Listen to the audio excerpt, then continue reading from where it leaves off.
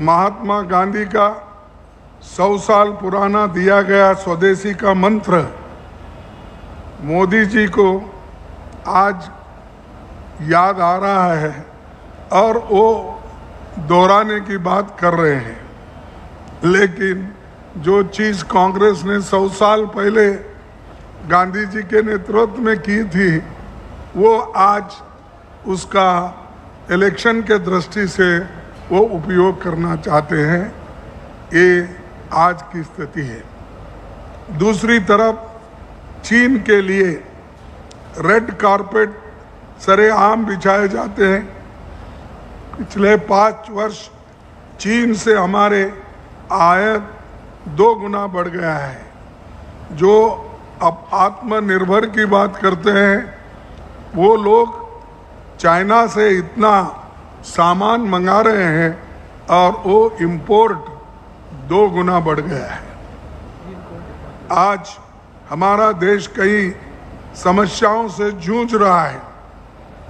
ये समस्या आर्थिक मंदी, बेरोजगारी, सामाजिक ध्रुवीकरण और स्वायत्त संवैधानिक संस्थाओं को निशाना बनाकर कमजोर किया जा रहा है। 2 करोड़ नौकरियां और सभी को 15 लाख देने का वायदा तो अधूरी रहा और युवा रोजगार के बिना भटक रहे हैं। नोटबंदी और गलत जीएसटी ने अर्थव्यवस्था को पटरी से उतार दिया है। 8 वर्षों के बाद प्रधानमंत्री जी को अपनी गलती का आज एहसास हुआ है।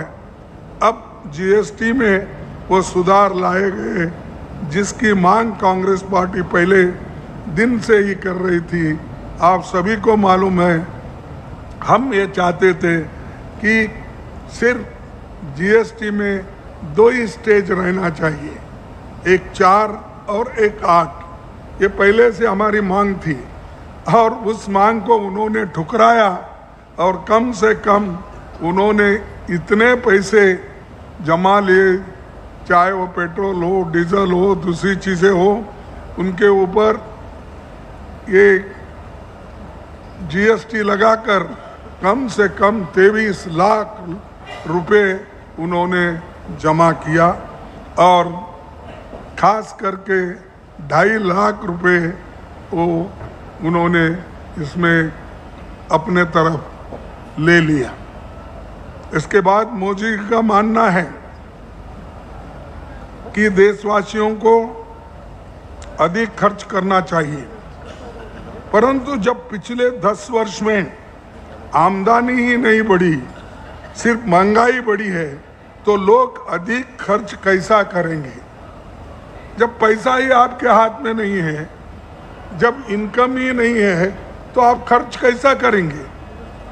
खर्च करना है तो आप नौकरी देना चाहिए, खर्च करना है तो हमारा प्रोडक्शन बढ़ना चाहिए, खर्च करना है तो हमको सरकार से अच्छे स्कीम जो वेलफेयर स्कीम्स है उसके लिए मदद करना चाहिए।